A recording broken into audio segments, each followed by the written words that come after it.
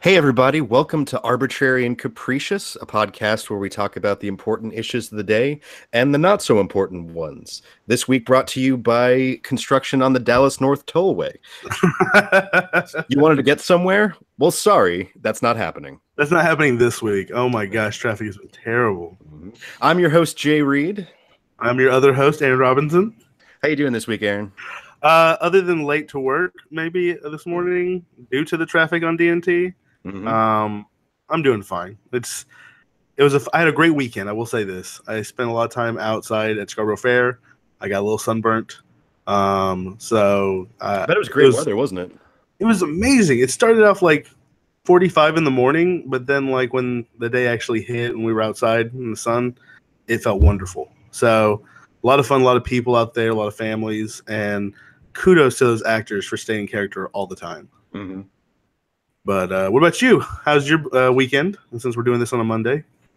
Good weekend. Didn't do much, just kind of rested a little bit because work's about to get crazy, so got to rest when you can. That's true. All right, well, we got a lot to talk about this week, so let's get into it. You got any old news? Oh, man, we've had so much happen in American politics. I want to start off with the FBI raid of Donald Trump's lawyer, his personal lawyer, Michael Cohen. And we had this happen last week. We haven't even got to talk about this, but this happened last week, and the FBI raided his office and took a bunch of computers and files and stuff. And for those of you who don't know, it wasn't Mueller and the Russia probe that did this. They came across something in their search for the truth, justice, and impeachment, and they sent it over to the Southern District of New York FBI office, and they got a warrant to go and search his office and take the evidence.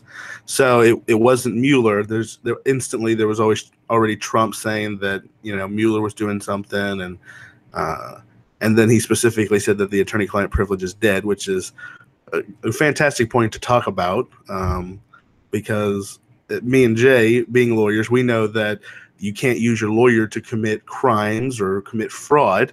So the crime-fraud exception to the attorney-client privilege, apparently there was enough evidence for the judge to think that didn't apply, or I guess the exception did apply. So they raided his office, and it came out today, oh happy day, that there was a secret client of Michael Cohen that we didn't know about, and apparently he was concerned about that getting out. And it came out today that was Sean Hannity, who apparently blew up on TV whenever Michael Cohen's office was raided. Oof. So that has been fantastic. Well, do we have any details on what exactly he was representing Michael Cohen in? I'm sorry, that he was representing Hannity in. I don't know what he was representing Hannity in. That's the only thing that came out today, is that he was the client. We know that Cohen represented Trump in numerous things over like a decade. I mean, he's not so much Trump's lawyer as his conduit to pay off, hush money. Like, that's my understanding of it, that he's really not so much the lawyer, it's just the right-hand fixer. He's the fixer. He's Trump's fixer. And I wonder if when like Hannity was getting all buddy-buddy with Trump and Trump was going to be the nominee, like I don't know how long Hannity has been Cohen's client. But I wonder if that kind of era is when it was going down in 2016, if that's whenever he started working with him. So there may not be anything there. He may be a new client. But still, don't you think there's kind of a conflict of interest here where he's reporting on Cohen's raid and he's not disclosing that it's his lawyer that's getting raided, and he's like pitching a bitch fit about it? That's a good point. I hadn't thought about that, but normally with a reputable news source, they will disclose any hints of, cross purposes or bias. But here, obviously, he hasn't. Well, I mean, Hannity is clearly the standard in journalism that everyone looks to. Well, I can't say that with a straight face. I hate to admit this on the record, but I used to enjoy listening to Hannity's radio show. But especially since the 2016 election, I can't stand any of that crap anymore. I assumed that there was probably like an era in the pre-Gold Hannity like before he had to sell gold on his radio station, that he probably was a sane, conservative, and it was all about conservative principles, about values, whatever. The Republican Party just isn't about that anymore. That's not what sells. It's not sexy. What's sexy is scandal and apparently white nationalism. It is sad that the guy who's now taking, we talked about Paul Ryan. I don't know if we actually did talk about Paul Ryan, but Paul Ryan also stepping down. That's interesting. But the guy who's running for his seat apparently is a white nationalist. So fantastic, Wisconsin. Great job, GOP. Another white nationalist. Can't get away from him, can you? Jesus. It's like playing whack-a-mole. The coalition of the party has white nationalists in it, and that's the problem. And until the Republicans admit that and say either this is who we are and we're okay with that, or no, we're not okay with this, something's going to happen. Either the party's going to fracture and the moderates are going to go and create a new Bull Moose party, or I don't know, a lot more independents maybe. Yeah, it could be. I heard a quote from Ronald Reagan this week where he said, "I didn't leave the Democratic Party left me." And that's how I feel about the Republicans. Yeah, because I used to be a literal card-carrying Republican, and those bastards have gone insane. None of the things they do make any sense anymore. Well, what are your thoughts about Paul Ryan resigning? Kind of segueing into this old news. Is that him admitting defeat? It's not okay. It's not resigning. Let me clarify. He has announced that he will not seek re-election, right? And so, in that regards, he will no longer be the speaker after this session. And a lot of people saw that as kind of demoralizing. Him saying, "We're losing the House. I don't want to have to step down and back into Congress. I'd rather leave on a high note."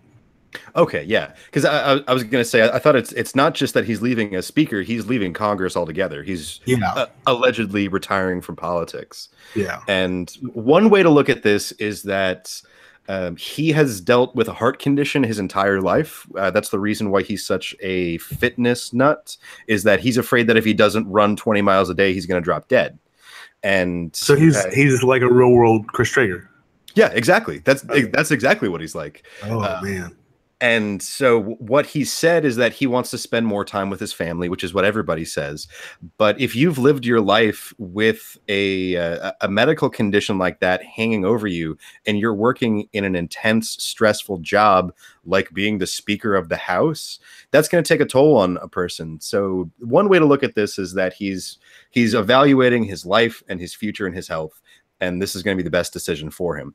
Another way to look at this is it's not just he's admitting defeat about losing the House to the Democrats. It's more about losing the fight for the Republican Party, because he, at least at the beginning, was one of those kind of, you could say we were hoping he was going to be a bulwark against the craziness of Trump, where he was actually going to he was the deficit hawk. He was going to temper him.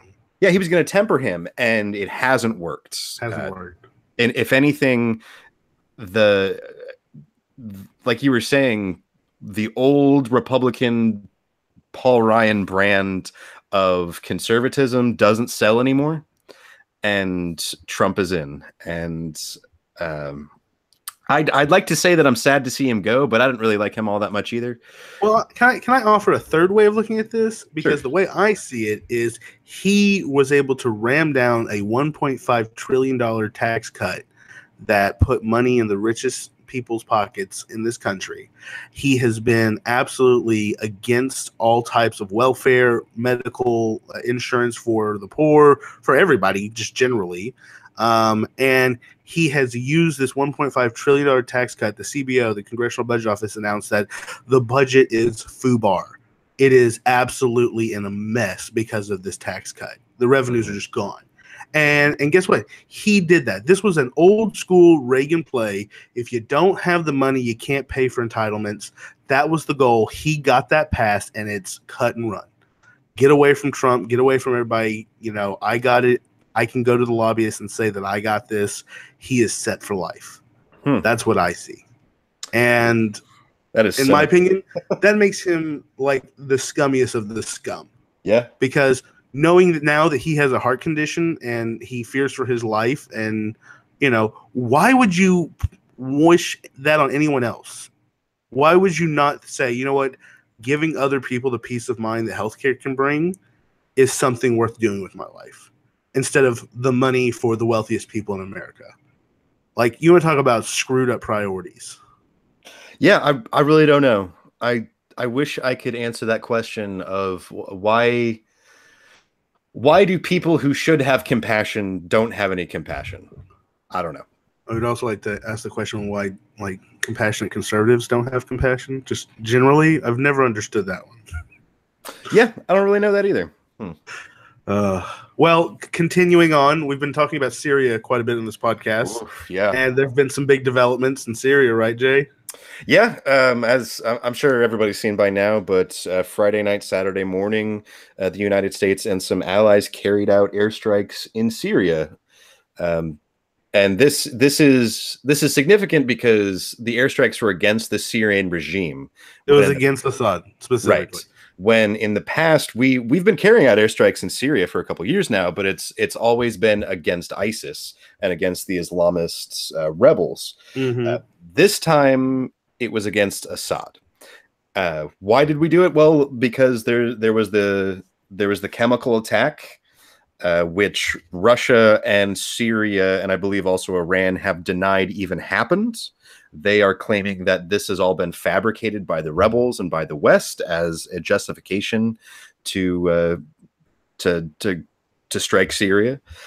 It's a pretext, right? It's a pretext, but it's kind of this classic Cold War scenario of everything coming out of the West is saying this was obviously a chlorine and sarin gas attack perpetrated by the government, while the Russians and their allies are saying, no, nothing happened at all. In fact, this is all just fake news. So who do you believe? It's crazy. Well, I mean, I don't like to believe Trump, but it's kind of hard whenever like the UN and the world are like, it's a chemical attack. Like, I'm not really putting a lot of stock in what Russia says ever. Right. Now, here's the thing, though, and I definitely don't want to find myself one day looking back and saying, "Oh my God, I've become the liberal conspiracist." Like I don't want to find myself in that position. But there's something that just kind of a lot of things don't make sense. Okay, in Trump world, in Trump land. And one of the things that doesn't make sense is we have this big raid on his lawyer, and then we bomb Syria. We bomb Syria, and it comes out a day later that all the things that we bombed had already been evacuated, and that they were warned by Russia to evacuate them. So, Russia can shake their fist at America and say they're just trying to invade, and this is a pretext. Trump can say, look, we bombed Syria. Look, we're bombing somebody. I'm a war president. I'm doing something. And don't look at Cohen. Don't look at Mueller. Has anything happened since then? Russia didn't retaliate. Assad didn't retaliate. It just feels like kind of some saber rattling. You know what I mean? Yeah, absolutely. And it feels like we're in this giant political theater with a bunch of really dumb people, and we're asked to just believe that all this is on the up and up. And I just, with Putin and Trump at play, I don't believe it. I have a hard time believing that Trump is just completely unbiased when it comes to Russians, and that he wouldn't notify Putin beforehand that we're bombing Assad. Sure. Well, let me try and give you a counter argument. Yes, you're totally right that the Syrians had warning, but try and think of it from the other side, where these strikes were targeted and limited to the infrastructure used to create and then distribute the chemical weapons. So let's say, I mean, if I were Assad or Putin, I know exactly what they're going for. I'm Assad. If let's just, for the sake of argument, assume that Assad is making chemical weapons and using them. Well, you use them, America says, hey, you can't use them anymore, and we're going to bomb you because of it. They had a couple days warning on this, keep in mind. Yeah. So during those couple days, which sites are you going to evacuate? You're going to evacuate the ones that you're making the chemical weapons in, because you know that's what they're striking. And I think from their side, that's just Syria being savvy, because what I was reading is the experts were predicting that what the Syrian military would do is they would move their most important equipment and personnel onto the Russian bases, because they know that's the one place we're not going to bomb. Mm-hmm. Because there's a lot of bad scenarios that come out of this, but one of the worst is if a Russian is killed by our bombs, because that really sets things off. Yeah, that's true. So I think from the second that Trump, and I don't even really mean to blame this on Trump, but immediately as the West came out and said, you can't do this anymore, and we're going to do something about it this time, that's the moment, if I'm Assad, that I start moving all my stuff onto the Russian bases. And if the stories were Assad, sua sponte, on his own accord, went out and moved all of his shit, and nobody told him to, that's one thing. That's Assad being savvy. Mm-hmm. If it's Putin saying, hey, Assad, move your toys into my base and clear all your men out because they're coming to bomb, then I say, okay, is Putin that savvy? Which he could be. Is someone telling Putin this is what's happening? Right. Or... I think what I'm saying is that it's what you're describing there, is that Putin is absolutely, the Russians are, I'm sure, encouraging the Syrians to do this, but I don't believe that we're telling the Russians where we're going to bomb, and then the Russians are telling the Syrians. I would find that very difficult to believe, and that's why I said I don't want to find myself as a kooky conspiracist down the line. But it just that this is the second time we've bombed something in Syria where it was vacated right before. Remember, I don't know if it was like 8-9 months ago, they did something. We bombed in. It was another chemical attack. It was another chemical attack that we're supposed to be gone since 2016, right? Russia, remember, we're supposed to clear them all out. We had this big they were supposed to. Yeah, they're supposed to. It was after Obama's thin red line that he didn't. Right. So either they did not give up their chemical stock, which some countries believe, or they've started it back up again, which others believe. Either way, it's bad. Either way, it's bad. And potentially, and here's the other thing, if you think about it, this wasn't UN action. This was US, Britain, and French action, right? This was exactly. This wasn't the UN. This wasn't NATO. This was brought up at the UN in a Security Council. And then Russia, blocked anything. And guess who vetoed? Russia. There's also been calls for UN weapons basically inspectors to go to the site of the alleged chemical attack. And guess who's not letting them visit the site?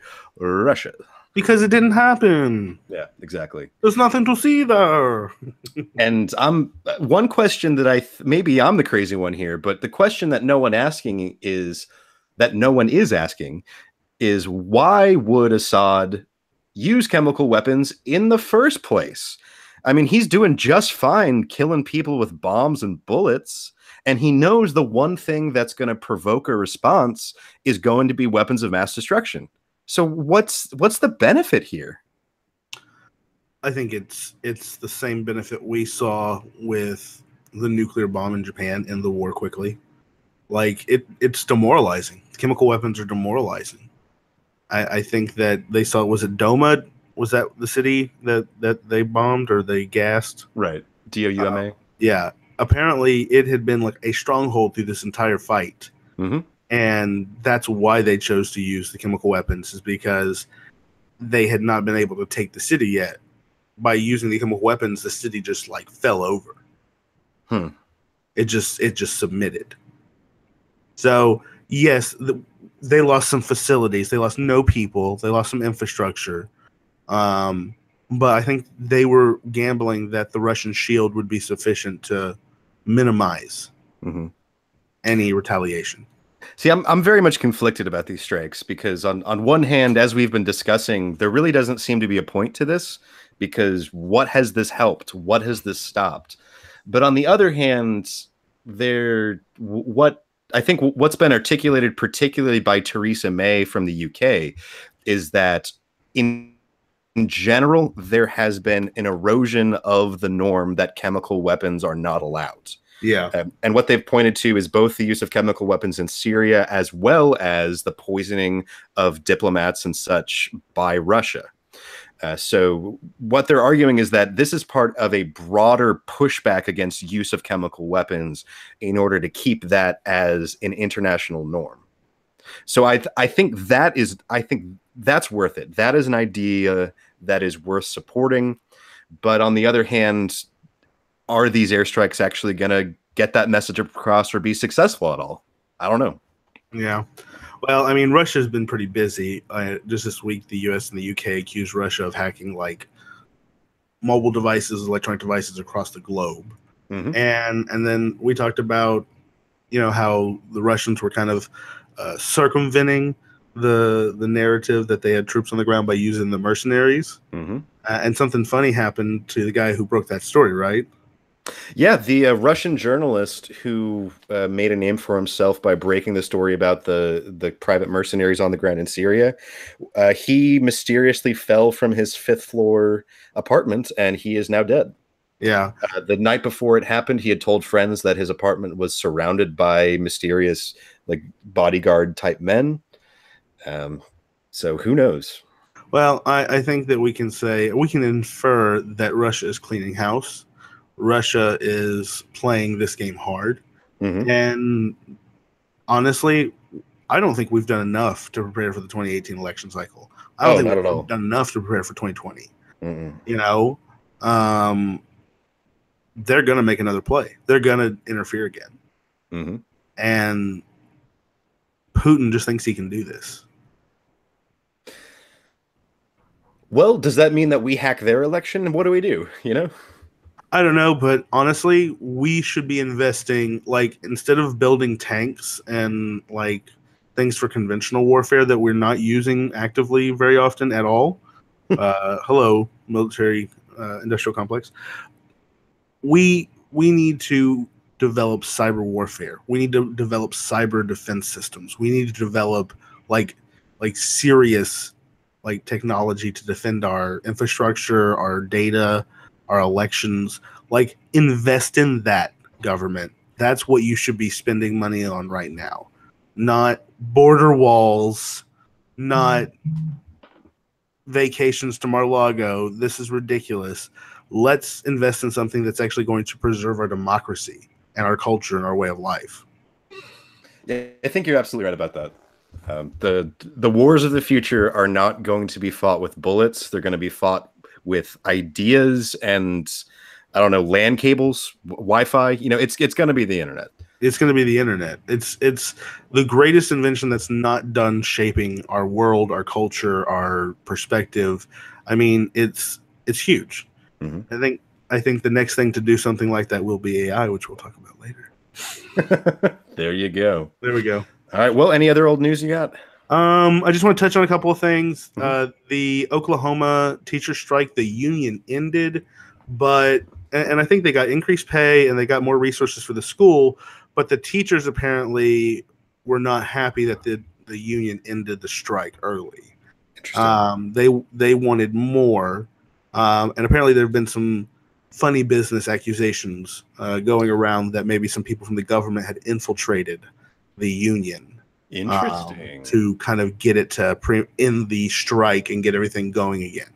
So we'll have to keep an eye on that and see if anything develops. And I think you said that the Kentucky teacher strike, there were some developments there. Yeah, the Kentucky teachers went on strike on Friday. I should have looked, but I don't know if they're still on strike or not.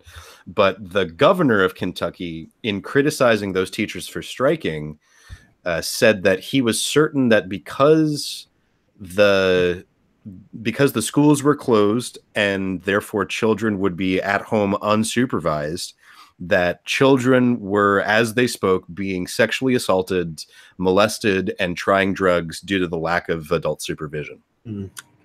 Potentially simultaneously. Yeah. So I don't want to give this sack of crap too much credit, but he has apologized for those comments. But still, I think that shows the lengths that some people will go to defend their position. Well, this gets back to this idea that the Conservative Party is embracing the Trumpian era, right? Like that's a Trump response.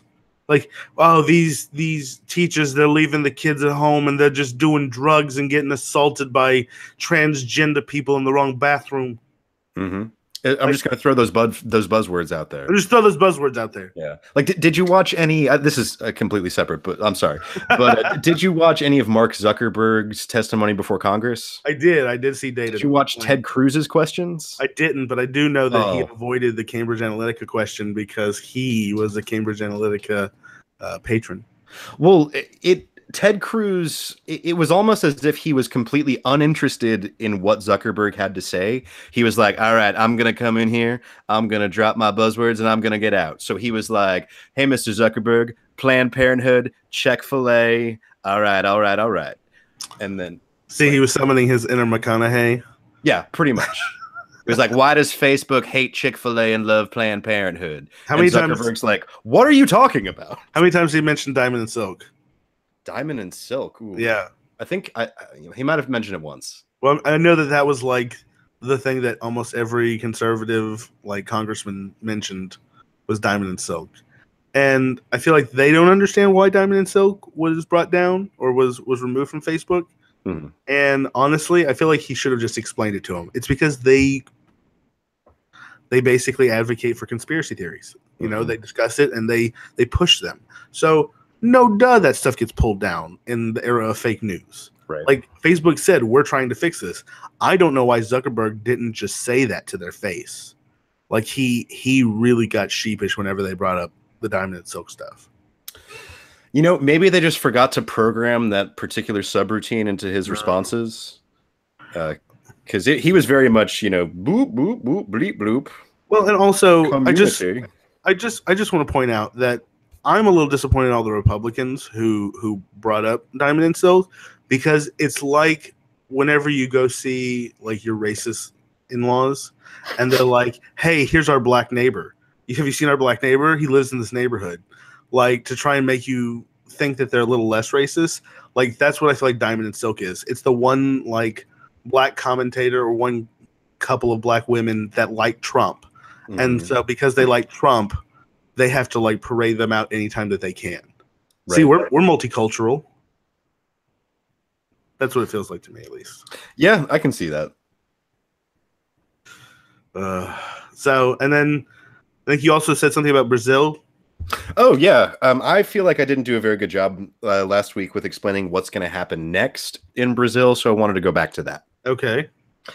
So we talked about how Lula, the former president, has started his 12-year jail sentence for corruption, but he's still running for president. And you had asked, how is that possible? And I said, I don't really know. Well, let's talk about that. Okay. So the way that it works in Brazil is that the election isn't till the first week of October, and the political parties don't have to submit their candidates until August. Then once those candidates are submitted to the electoral court makes a decision on whether or not each of the candidates is eligible to run. And they hand down that decision in September, followed by the first round of the election in October. Okay. So as of now, Lula is behind bars. His lawyers are arguing that he should be let out while his appeals go through their process.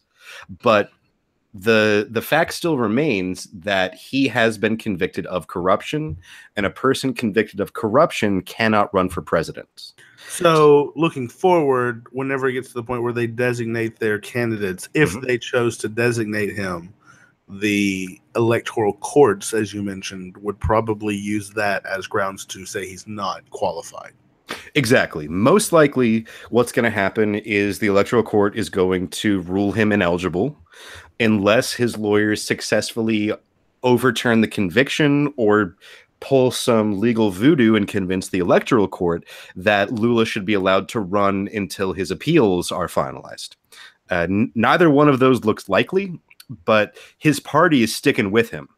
And part of the reason is that right now, even though he's in jail, he's still leading in the opinion polls. They're projecting him to win 30% of the vote, which is far and away the highest percentage.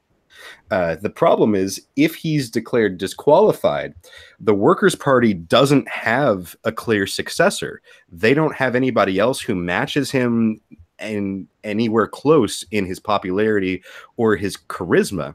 So it throws the presidential race wide open. So the next leading challenger is a guy named, oh, I'm going to butcher this, but it might be Jair Bolsonaro.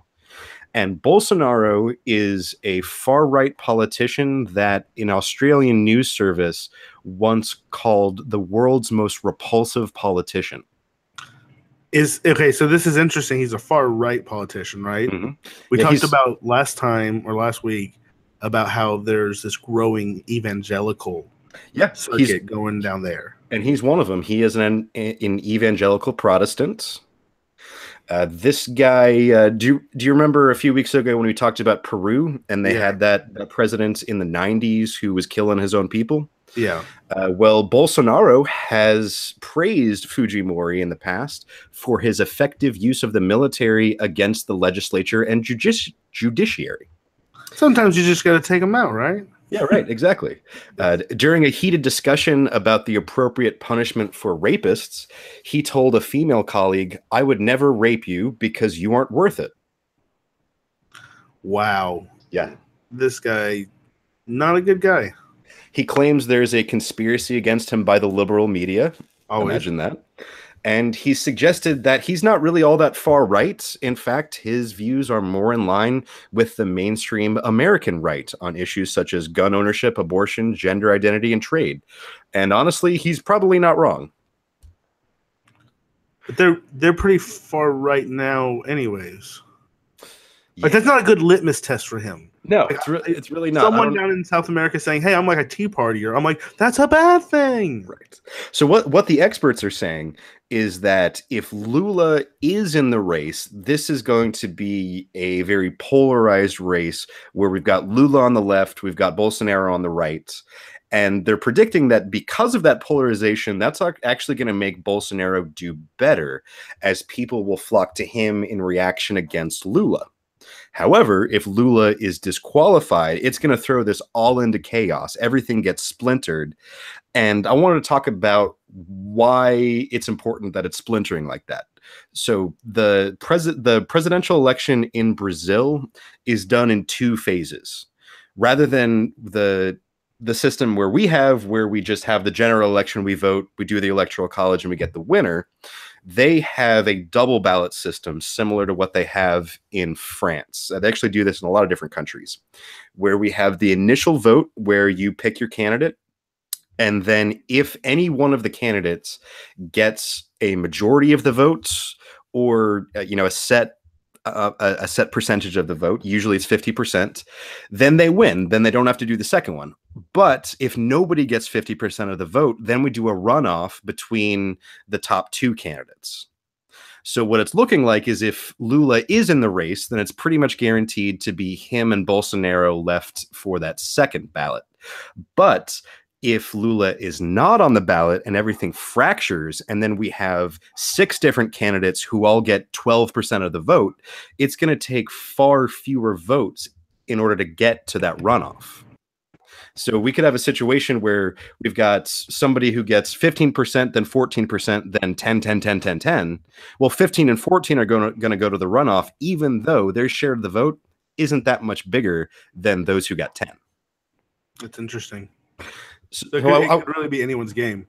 Right, exactly. So I wanted to use this as a way to talk about electoral reform, because the way that you structure your elections is very important. And I think that's something that's very much overlooked here, is that we don't at all talk about changing the way that we structure our government or the way that we elect our officials. And I think that's something that we need to talk about. I think that's a conversation that we need to have in this country. I think it's a good conversation to have. Especially since most people don't really understand how our system works. Right. Now, the problem is some of these suggestions I'm going to make are going to make things more complicated. So it doesn't really solve that problem, I'll admit. But possibly the biggest problem with our political process that I see is that people don't feel like their vote matters. The way that we do our elections with this winner-take-all system, We pack everybody into a district, and we have that district elect one leader. And if that leader gets 51% of the vote, then that's their leader, and the other 49% gets to feel like they haven't been heard, that they aren't being represented for the next 2 years, 4 years, 6 years. So I'm hoping hopefully we can start a conversation to find a way to get people to better engage with the process. Okay. So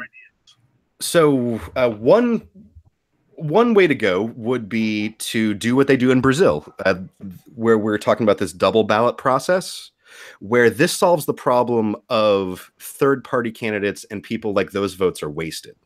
Because how often in this last election did you hear, I want to vote for Gary Johnson, but, what's the point of that? Mm-hmm.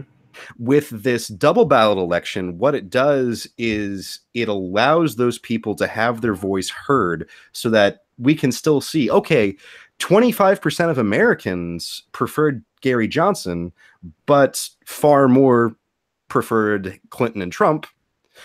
So then we take them to the runoff. That way, those people who wanted to vote for the third-party candidate to begin with, they can still have that matter and have that be recorded.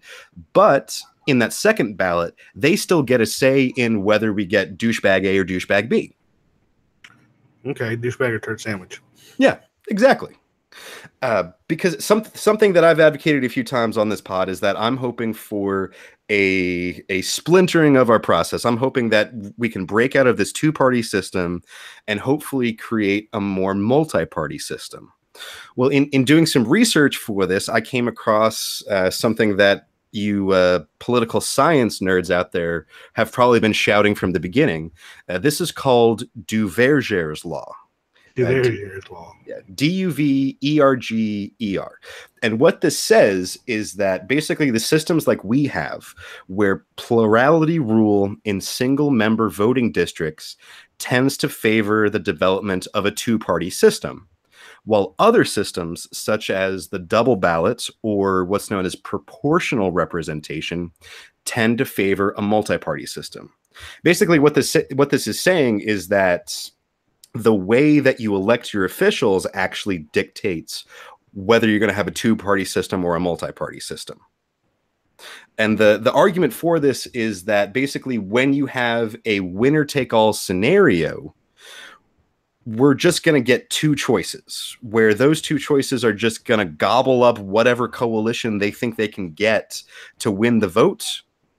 And that way the smaller parties just get absorbed into the larger ones, and those larger ones kind of shift back and forth, but nothing really swings and nothing really changes. While if we have a different system where we'll elect people rather than just on this winner-take-all system, that encourages those smaller parties to both grow and then maintain themselves. So I wanted to talk a little bit about the changes that we could make that might foster the environment where those multi-party system could grow. So we talked about the double ballot majority. The other big one is what's known as proportional representation. And that sounds great, right? It sounds like something we should already have. It sounds like this to me. Like everyone votes in the state of Texas, and let's say like 65% vote red and 35% vote blue. And then like there's a mixture of whoever else. And the seats that you get for that state representation are proportional to the like parties that were voted for. Yeah, you're exactly right. Basically, the way that you need to think about this is rather than continuing to just have one district and elect one person from that district, we're going to make those districts bigger, and we're going to elect multiple people from each district. Mm-hmm. Now, this does have some pitfalls, and this I'll admit, this does run directly against our sort of fundamental American value of I want to be represented by somebody who's from here. Mm-hmm. Because, for example, if we did this in Texas, we've got something like 30 30 representatives in the House or in the U.S. House in Washington. So you'd have to have like what 10 districts or something like that. Yeah, or in some places the entire country is one big district. This is what they do in Israel. Yeah, we would just have a Texas-wide election where we elect 30 people to represent us. And rather than electing them one at a time, one per district, we have a statewide election all the way across the board. But of course, then how do you then make sure that the people who are elected represent the entire state? Because I can imagine that if it's just done by the party, then all of the representatives are probably going to be from places like Dallas, Houston, Austin. it would probably be based off seniority within the party. Like I feel like in a proportion, you would vote on the platform or the party, and then the party would say, okay, these 7 dudes, you get the seats, you represent our interests. See, at that point, it seems like it would be my problem with that, not voting for the individual, is I feel like they would be more beholden to the party than to the constituents, because like one of the things that we've seen in the recent quote-unquote blue wave is that some of these blue senators in red districts are not that liberal. Dougie Jones, who just won, I think it's the Alabama seat, beat Roy Moore. He voted to deregulate Wall Street and the banks. It is Alabama, It is Alabama. And that was my response whenever I heard this. I was like, well, his constituents probably would want that. And at that point, it's like, well, then what's the point of having a blue senator there if when the blue votes that matter come up, he's going to vote red? Is it Democrat for the name of Democrat only? Now, Roy Moore would have been way worse. Oh, absolutely. But this gets back to how much influence should the party have over the candidates? Well, do you want to talk some mechanics of how this would actually work of selecting the candidates and such? Yeah, sure. Like how give me a country that does this. So one way to go is what's referred to as party list proportional representation. This is used in places like Turkey, Argentina, Israel, Finland, Brazil, the Netherlands. And basically what happens is the parties come up with lists of candidates, and then you vote on the list. And there's a couple different ways you can do this. For example, the way that they do it in Turkey, Argentina, and Israel is they have closed lists where the party submits the list and you vote on the list, and that's all you get. You get to vote for the party. Or there are open lists where you're not just voting just for the party, you actually do vote for the individuals. So you can mix and match if you want. Exactly. You can also add independent candidates, write-in candidates. So you can create your own dream team, and then whichever ones get the most votes get the seats. Exactly. Okay. Now, downside to this is that it does continue to marginalize the independent candidates, and it will emphasize those from the big parties. So this could be problematic. Another way to go is a hybrid of the system we have now and this proportional representation system.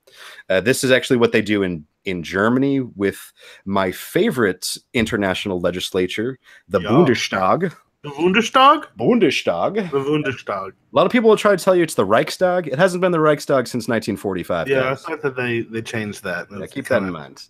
Anytime there's some negative connotations with Reichstag, Hitler, and all that. Exactly. Although, sidebar, real fast. I think last week or 2 weeks ago was like Holocaust Remembrance Day, and the statistic came out that 66% of millennials didn't know what Auschwitz was. 66? Yeah, and that was a really depressing statistic. Do you think that's true though? Because I'm a millennial. I'm a millennial. I know. And I had the Holocaust just drilled into me at school. We couldn't get away from it. But you also got to remember, we're like early millennials. That's true. Like we're like the 44% that do know about the Holocaust. But this is a big branch. That's frightening. You got to remember, there are people who are 18 right now that were born in the year 2000. Oh. Yeah, so just remember that and go and ask that kid, because the Holocaust was drilled into me in like elementary school, intermediate school, and then after that it wasn't really talked about. And just because my family likes to go to museums, I went to the Holocaust Memorial Museum and stuff like that, and I got to go to it when I was in Jerusalem. I can't remember the name of it right off the top of my head right now, but it was very, very moving. But it was sad that 66% didn't know it. So back to Germany. Oh, yeah. Anyway, so the way that Germany elects their legislature is a hybrid between basically our system and this system, where you have the seats in the legislature are split between representatives who do represent a single district, and then there are also representatives that are nationwide and done through this party list system. So when you go to vote, you vote both for the individual candidates running in the election in your district, but you also vote for the party to allocate those nationwide seats. Now, another way to go is what's referred to as single transferable votes. I saw this got a lot of press right after the election. Especially from a lot of those Democrats who just couldn't believe that they'd lost and were calling for the immediate end of the Electoral College and immediate changes to the voting system. I saw a little bit of chatter about this single transferable vote. So let's talk about what that is. This is how they elect the Irish Parliament as well as the Australian Senate. And in its simplest form, what you do is you have your voters not just cast a vote for the candidate of their choice, but they have them rank the candidates in order of preference. And you're allowed to rank as many or as few as you wish. So if there's 6 candidates, you can just, pick, I want Trump. Or if you just want to go 1, 2, 1, 2, 3, all 6, it's up to you. And what they do when they tally the votes is they first add up all those first place votes, and whoever has the least number of votes, that candidate is eliminated. So they take away those first place votes. They go down to the people those second place votes, and they transfer them to whoever that second choice is. And you continue that process until you fill as many seats as you have. That's interesting. That's cool.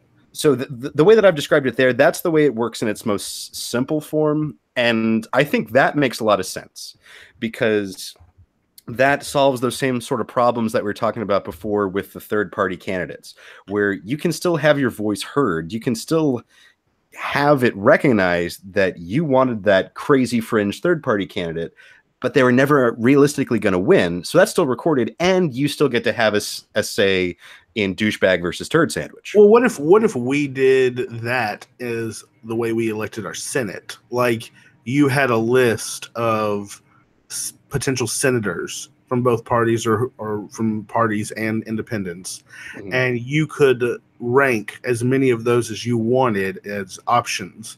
And then they did that for the whole state. So everyone's vote gets to count for both of the senators, and they just picked our 2 senators based off of that rolling preference. I mean, I'm okay with that. I think that's a great idea. I like this. I mean, honestly, the Senate's a little boring. It's not sexy. Like, the way we elected, it's not as, the House is like a hard-fought battle, Exactly. It's district to district, whereas the Senate, it's just boring. We need something to spice it up a little bit. And the 2 elections in recent memory that come to mind are 1992, where we had Clinton versus H.W. Bush versus Perot, and then 2000 when we had Bush Redux versus Gore versus Nader, where in both of those elections, what the narrative is that the third-party candidate stole a bunch of votes from the candidate who would have won, but because those votes were taken away, we had the other one win.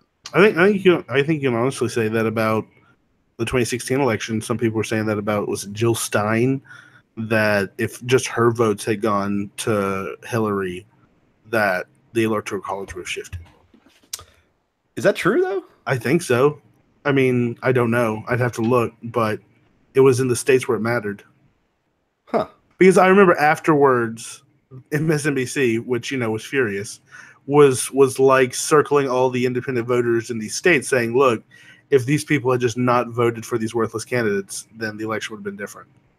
I'll have to put a pin in that and come back and see if that was actually true or not. But assuming that it was, then this single transferable vote would allow those Jill Stein voters to still have their preference for Clinton over Trump heard. Exactly.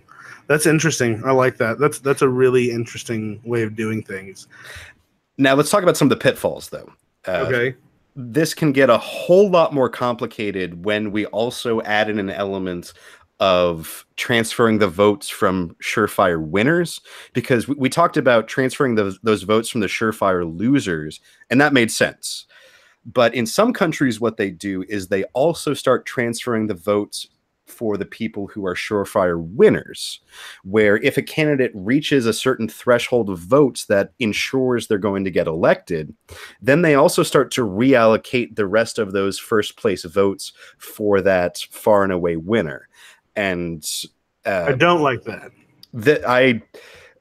If anybody's interested in this, I would very much recommend the Wikipedia article. They have an excellent explanation with votes for different sorts of fruit. That at first you look at it and you're like, that makes no damn sense. But then once you read through it, you're like, oh, I see what you're saying. But the problem is trying to sell this to an electorate who believes fake news and believes that Hillary Clinton is running a child porn ring out of a pizza restaurant. Yeah, like Pizzagate. Oh, you idiots. I'm sorry. Like trying to sell it to those people is never going to work. So I think if we are going to do this single transferable vote thing, we just have to limit it to eliminating the candidates who are the surefire losers. Because once we start doing it on the other side, then it starts to feel like it's collusion within the government, because we have these weird results where you say, how did that happen? And then the explanation for it is an hour-long lecture with a PowerPoint presentation. Yeah, I think you just feel like your government's screwing you. Eliminating the loser makes sense, and doing it that way. But yeah, I couldn't. I'm not sure that I could handle it where they allocated stuff from the winner over. Now, I feel like it would tilt things. Mm-hmm. And that's kind of the point, in a way, is that you're trying to the best of your ability, have people's preferences overall throughout the spectrum reflected in the results of the votes. No, but yeah, go ahead. Well, one thing that I think is important to remember is that both of the parties have a lot of power in this country. Mm-hmm. Like, for example, when we had our primary, that's not a governmental election. You know that, right? It's a party by the parties. But it's at governmental buildings. Like, I was at a public school, and I was at the Anne Frank, elementary school in Dallas, which I've always wondered why that's there. But just a reference to the Holocaust again. And I voted there, and I thought to myself, I was like, why is this happening here? Like, the parties are so intertwined with the government. That's why I have a hard time thinking that we'll ever have a multi-party system. Mm-hmm. It's almost like it's intertwined with the system as it is, unless we have some type of cultural shift or something like that. I don't see the parties breaking down. Now, as we've been talking about, conservative party, the Republicans have pulled a hard right, like ridiculously hard right, and a lot of the moderate conservatives don't feel like they fit anymore. So maybe we see a party, but even then they're going to fall into that same position of the Gary Johnson voters. Mm-hmm. They're going to feel like their vote's not going to count unless they vote with the crazies. Now, I'm glad you bring that up. That I agree with you. Where now I think I've come to the mind that with the current system, we're never going to have a multi-party setup where you have 6 different choices. I don't think that's ever going to happen. But something that can happen is an upstart party can basically take over for an established party that really royally screws things up.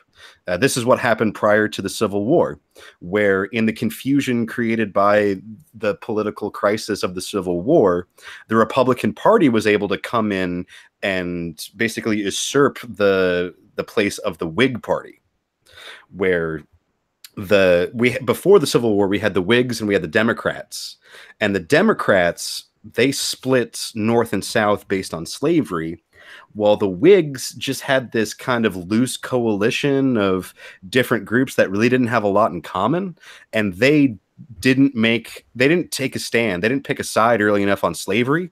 And then the Republican train rolls in where they're like, we are the abolitionist party.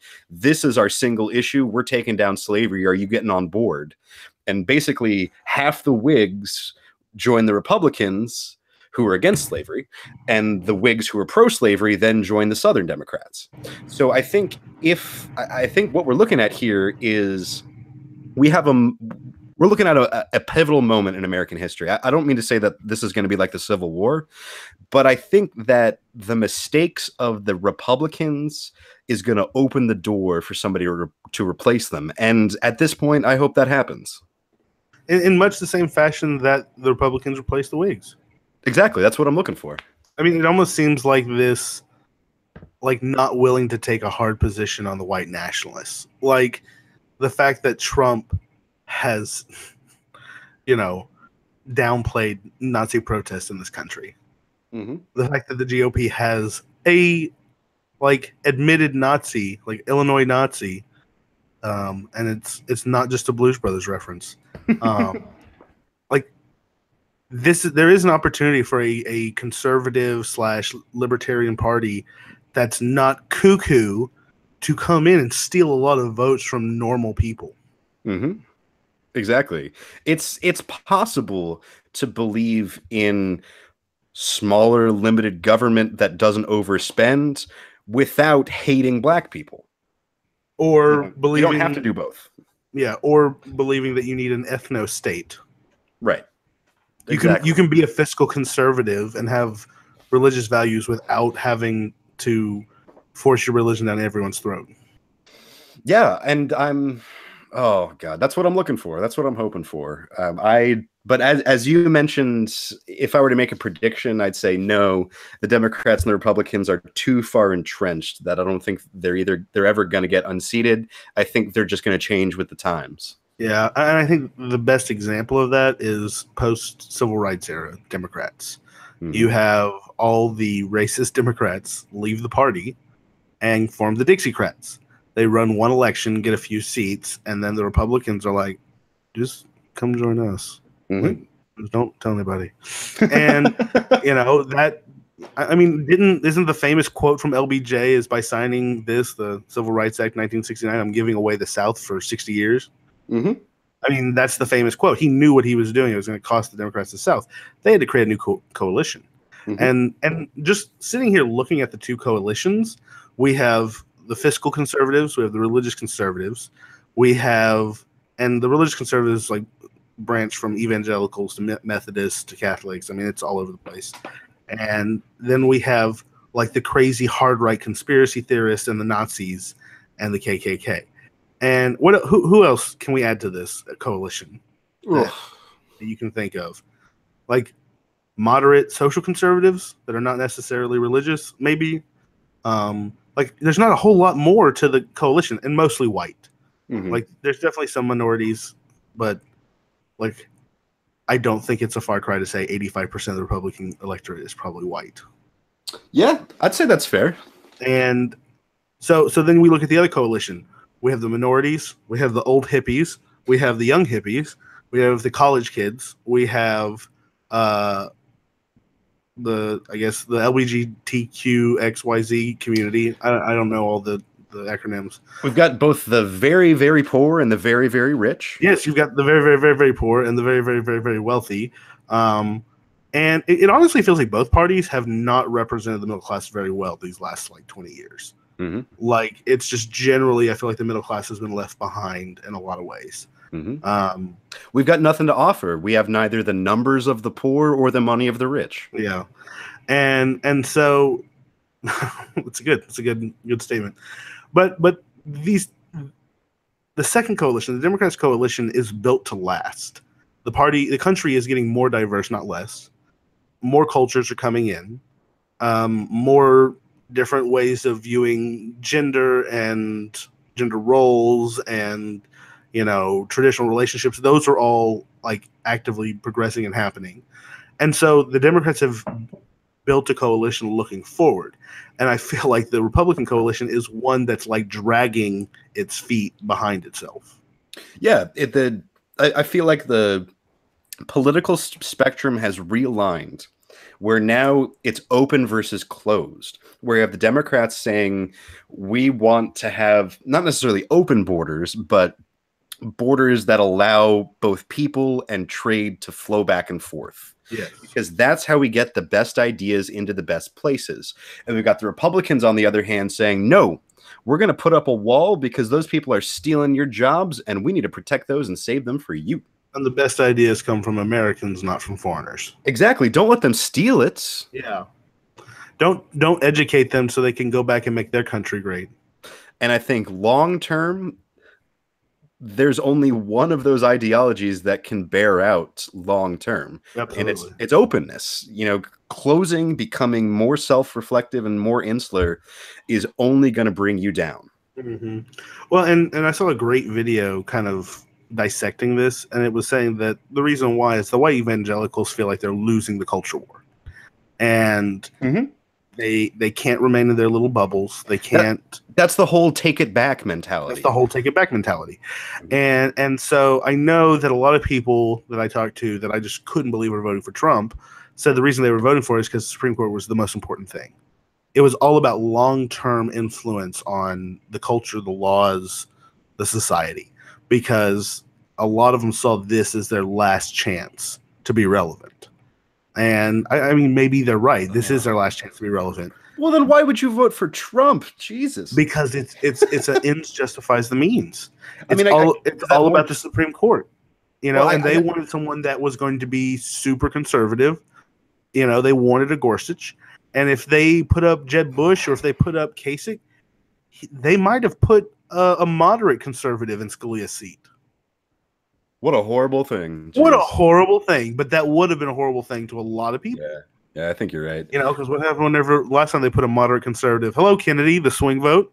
I mean, I think there's plenty of people out there who are just holding out that hope that, oh, we're going to get that one more justice and we're going to overturn Roe versus Wade. We're going to run the board. Yeah. Everything's going to be great again. Oh, people. But before we move on too much, I also want to touch on the Electoral College. Yes. Because this is something that I got into it with somebody this week about. In my opinion, the Electoral College is an anachronism. It has no place in our modern society. What it was intended to guard against, it doesn't guard against. It doesn't guard against. Okay, I'm glad that you came to that same conclusion. Because I guess the two arguments that I hear for the Electoral College are, one, that it prevents against a charismatic demagogue from just appealing to the masses and selling out the country. It's supposed to be a safeguard against populism. Right. And I don't know, did it work? No. Well, okay, but at the same time, let me point out, the Electoral College has never had to safeguard against a demagogue. The Constitution is not very clear on how the demagoguery is to be avoided. Fair enough. Okay. Perhaps it might be necessary to create a procedure in case a Trump 2.0 arises.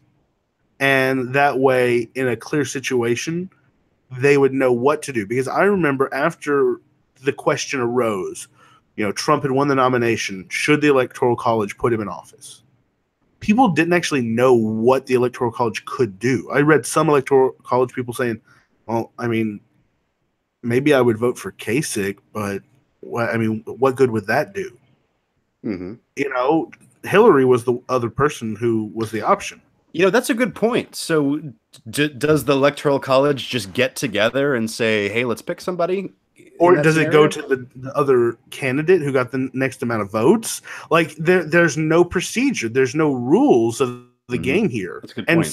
So the Electoral College, even if they could have done something, or even if they would have done something, it felt like they didn't know what to do. Mm-hmm. And there was no precedence. There was no guiding case law. There was nothing, no stare decisis to give them the direction that they needed. And so what's the easy answer? We'll do what we always did. Just elect the one that the people selected. Mm-hmm. Or that the electors selected, whatever. And so it's I agree with you. I feel like this was the litmus test for the Electoral College, and it failed. And I honestly believe that the reason why it failed, though, is because the founders didn't think far enough. Yeah, I think you're right about that. That's not something I'd really considered. Is what would the actual mechanism be? And I guess the answer is we don't know. We don't know. It's something that, for a country that has, procedure for in case there's a zombie apocalypse, it's funny that we don't have a procedure for how the Electoral College is supposed to not pick somebody. Mm-hmm. So that's something that's a defect in our system. Is the power's there, but the procedure's not. And the second argument that I've heard advanced in support of the Electoral College is that it serves the same kind of purpose as the Senate, where it is a break against the tyranny of the majority of the populous states. The way that it was articulated to me recently was, why should Los Angeles and New York pick the president when there's all these people in between? And my response to that is one person, one vote. One person, one vote. Just because South Dakota is less densely populated than California, why should South Dakota matter more? Personally, you know what? I'm going to go off the handle here. I think we need to get rid of the Senate. The Senate is pointless. Well, I agree. It doesn't represent state interest anymore, so it's not really a state house. It's exactly like House of Representatives 2.0 downscaled. Exactly. There's no point to it. Why should we allow Nevada and South Dakota and Connecticut to have just as much power as California and Texas? That doesn't make any sense. Well, but it's a compromise between the interest of larger state and smaller states versus the population states. I mean, this is the foundational principle of the Senate and the House. So the principle in theory still exists, balancing the interest of California with the interest of South Dakota, but still allowing the overall population to drive, I guess, the interest. I don't know. I think this kind of fits with the filibuster in my mind. Protecting the minorities, protecting the smaller population states from the ability of New York and California just to, say, oh, by the way, we're going to be taking all your water and pumping it down to Los Angeles now because we have so many people that we need your resource. Mm-hmm. So I think that in that regard, having that two branches of legislature has some benefit. Also, how many times has the House passed something that's just absolutely batshit crazy and everyone's like, oh my God, how did they even get that passed? And the Senate comes back and, with some wisdom and tact, create something a little bit more palatable, and the House votes on it and says, yeah, we're okay with this. So I feel like having the House as the, crazy population-driven, high energy, high theatrics area, and then having the Senate as more of the refined state house has given us some benefit in the way we draft legislation. No, I think that's a good point. But with regards to specifically the Senate as a reference to the state house, I don't think so. It doesn't mean that anymore. But to take it back, something you mentioned a second ago, where you said that if we didn't have this system, then we could potentially have, Los Angeles come in and say, hey, we're going to take all your resources. Yeah, I understand that, but flip it around. And does it make any more sense that the rural states would be able to band together and say, hey, we're not going to pass any environmental regulation because the air out here is perfectly fine. You're all that smog in the city. Well, that's your problem. So you're going to. But at the same time, California has its own EPA and has its own set of standards that are different and distinct from the national standards of the EPA. So they are able to say, hey, within our own state, these are the standards that we have, and California has raised the bar above that. Essentially, that has happened. I mean, the federal EPA right now is bullshit. Maybe environmental regulation isn't the best example, but I guess my point is, yes, I understand that the cities should not have a tyranny over the provinces, but on the other hand, why should the provinces get to dictate what happens in the city? I see your point, and it's a good question to ask, but I think it gets back to balancing interests. I don't know if it's necessarily say over, as opposed to, hey, city, we want this, and you want, something else. maybe if you're willing to support us on this vote, we're willing to support you on that vote. It gets back to kind of the politicking, as you will, the old school LBJ style politicking, getting things going. Perhaps it kind of gets to that. It may foster compromise at the end of the day. Now, this gets back to people realizing that we win when we compromise, even if no one's happy, because it ultimately allows us to progress. But it allows us to understand each other. Absolutely. And I mean, this is the thing that I want people to understand, and this is why I don't like the two parties, is I don't want a conservative America or liberal America. I want America, and I want America to be America. And these policies that people argue and advocate for, they're like means to getting there. I don't always have the best ideas. Maybe you have a better idea, but whenever we can't even agree on what America's supposed to be, that's where I feel like everything breaks down, and there's no way anyone can compromise. You know, I was talking to a friend who was a libertarian, and I was like, come on, guys, this is the land of opportunity. You know, we're founded on compromise. And he's like, yeah, but why would I compromise with something that I don't want anything to do with? And I'm like, because we don't want anything to do with a lot of the shit that you want, and we're having to compromise on that. That's what compromising is. Exactly. You know, I feel like they just don't understand what governance is.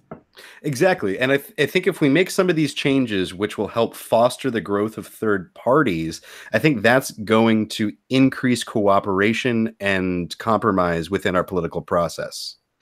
I think another way that this could help is that by doing this proportionate representation thing where we elect more than one person from each district, that's going to blow up gerrymandering. Because at that point, what is the point of gerrymandering?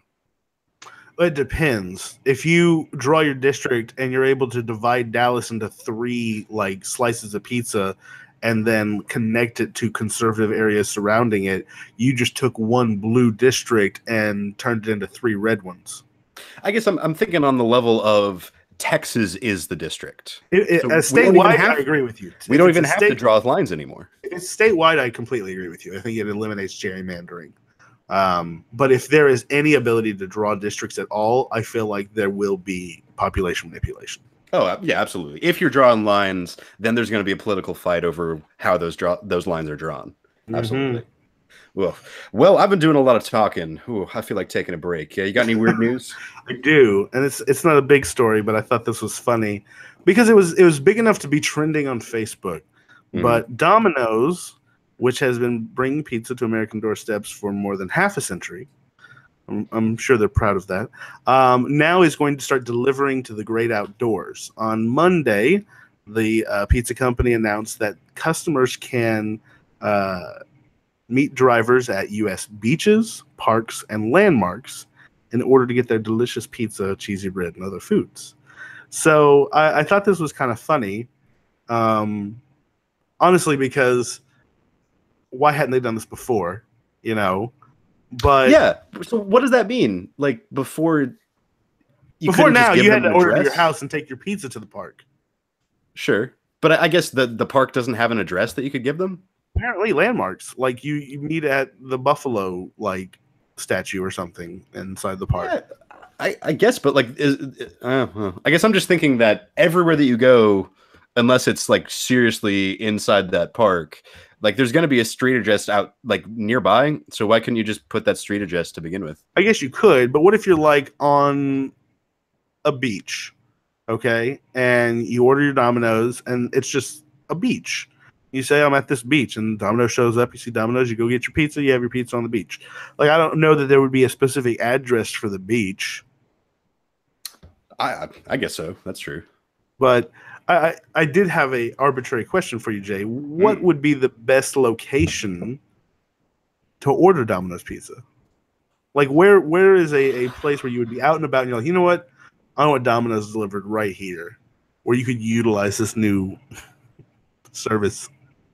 I mean, the thing that immediately comes to mind is like tailgating at a stadium. Okay. I don't know if that's necessarily a park. I mean, it's kind of the same concept of like there might not necessarily be a clear street address nearby, but you can be like, yeah, like next to the big Pepsi sign. We're in lot 3, parking spot 4A. Yeah, exactly. Because those people need pizza. They need pizza. I thought it would be funny to like go to the White House, since that's technically a public, or it's a national park, right? And like order pizza and see if they would deliver it there. Oof. No, no, no. Yeah, I wouldn't want to try that. Like you're on a tour, Domino shows up. So, somebody order a pizza? Got a pizza for a Don Drumpf?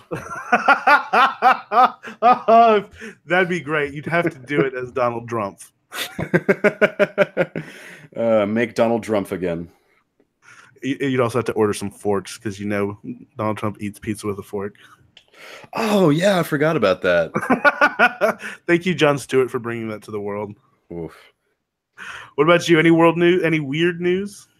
Yeah. What if I told you that David Schwimmer was named the CEO of the London Stock Exchange?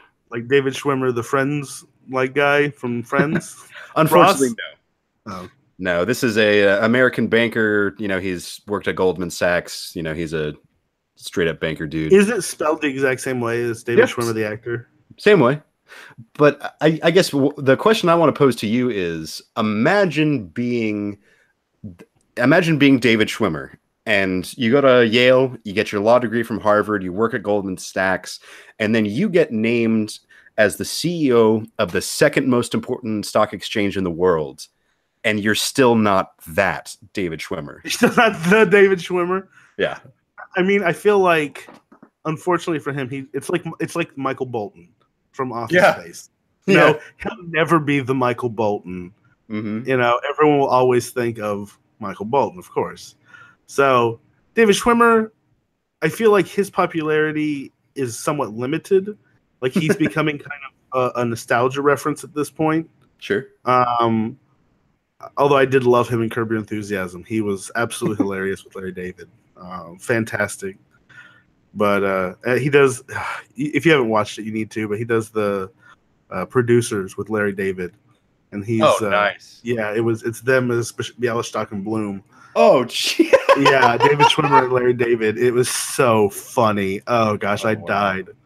That sounds amazing. Yeah, it's a great season. Especially since Mel Brooks is in it, and he's just old as dirt. Mel Brooks, genius. Well, I think is that it for weird news? Yeah, that's it for Schwimmer. You want to talk tech? I want to talk tech. So this is not necessarily currently in the news, but it's something that I wanted to talk about.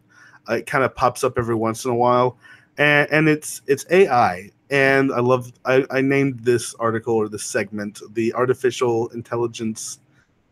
the apocalyptic AI dreams of Elon Musk. And the reason why is because he seems to be the biggest naysayer when it comes to AI currently out there. So AI's been a part of our culture since science fiction, but really only in the past decades or so has true AI become a reality. Let's see here. AI was first coined in the 1950s, and it was an idea that the U.S. government kind of talked about at teaching computers to mimic basic human reasoning. So that was the initial concept for AI, was just mimicking human interaction.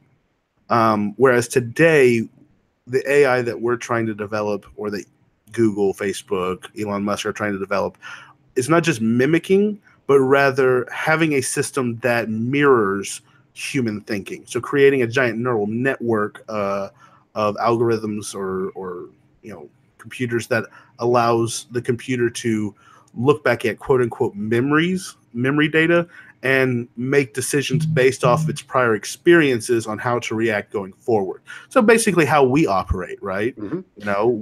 You burn your hand on the stove. The next time you turn on the stove, you're like, that's hot. I'm not going to put my hand on it. And so that's from mimicking to mirroring. That's kind of where we've gone to. And I wanted to talk about why it's important. Why is AI important looking forward? Like we've seen how much the internet has affected our culture, has changed the way our lives, day-to-day lives, operate. Technology has permeated every aspect of our society now, and we have a lot of data. Just talking about how much data is being pumped onto the internet daily, it's an unwieldy amount. And so at some point, being able to manhandle this data becomes very cumbersome as humans, because we're limited by our faculties. We can only look at so much information, read, interpret, understand, determine whether it's valuable or useless. And it takes a lot of man hours to do that, right? Right. And what we've seen is that we give all this data over to the computers, and the AI is able to solve problems that we didn't even know were problems to begin with. Absolutely. And they're able to just sift through so much data so quickly, and not only like identify different things, but learn how to identify things better. Mm-hmm. Like one of the AI projects that Google's doing is like Deep Dream. And it's where they've loaded just millions or billions of images into it, and it allows it to just search the internet and identify images. Well, then it starts like taking these images and creating these weird, crazy psychedelic type patterns. Like the most famous one is they took Bob Ross and they would tell the AI to find a dog, and it would like start creating these dog images underneath the Bob Ross video. Wow. And it was just really, really crazy, but it was the AI trying to solve the problem whenever there wasn't a problem there. Mm-hmm. And so it's really interesting seeing how these AI can just take this massive amount of data and process it very quickly and begin to utilize it. But they say that data is the new oil. It's the new oil. Yeah, absolutely. And the importance of AI really cannot be understated. I saw that the head of Google has said on the record that AI will have a larger impact on human life than electricity or fire did. Absolutely.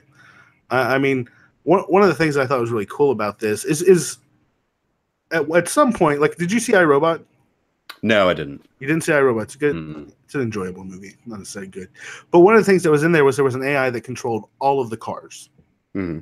And so there was no traffic anymore because the AI knew where every single car on the road was. It had control of the speed, location, the timing. And so the cars could be inches away from each other going 90 miles an hour. And because the AI is in control of everything, it had no wrecks. It could shift people. It could move people, exit, whatever. And it minimized death, minimized injury, and, was a great thing. Of course, then, people get concerned, Skynet takes over and all the cars start crashing into each other and the AI starts killing everyone. Mm-hmm. But that's kind of what Elon Musk is warning about. Is he's saying, hey, AI, yes, could do what the Google CEO is saying. It could change our lives. It could make it better. But at the same time, in theory, AI are immortal because, Hitler, he has an expiration date. Stalin had an expiration date. These AI, these algorithms, they're technology. As long as the technology is running, it's working, there's no reason for it to stop. And so if you have a good AI or a bad AI, it could essentially be immortal. Interesting. And so he's advocating that we be proactive. He's saying we as a society have been very reactive. We wait till we develop the nuclear bomb, then we start passing laws. The AI is a nuclear bomb. It is a technological nuclear bomb. It's going to be a nuclear revolution in the tech industry. And we need to create structured laws, regulation preemptively to ensure that killer robots are not a part of World War III. So you're saying that there's going to be an AI arms race if there isn't already? If there isn't already. And, really right now, most of the AI development that we know of, quote unquote, is the private sector here in America. But China's getting into the AI game. That with as much tech investment that Russia's been doing, they're getting in the AI game. I don't know what we've been doing as a governmental country, but I assume we're doing something. But, a couple of the AIs that are really interesting is Google had a Go AI, and Go is an ancient Chinese strategy game. Yeah, talking about like the board game. Yeah, like the board game. It's a bunch of it's a bunch of intersections or squares on a board, and you place down the colored stones in strategic order to collect territory. Mm-hmm. And they created an alpha, first wave, AI to play Go. And in the alpha stage, it was able to beat all the world champions. Mm-hmm. Okay? And they were like, we weren't expecting this for like 10 years. Mm-hmm. Elon Musk AI, he created one to play Dota 2, which is a video game called Defense of the Ancients. And it's kind of based off of old school Warcraft, like RTS real time strategy engine. And it's a strategic combat game. And after the AI played against itself a couple million times, it then went on to face the pros and like went undefeated against the best players in the world. After only playing the game for like 2 weeks, and then started creating new strategies that the pros had never seen before on a game that was like a decade old. Probably 5 years actually, but still, these AI are going to be able to see patterns, see things that we don't see, that we're missing. Mm-hmm. But that also means that, you know, it's going to completely change the way we do strategic analysis.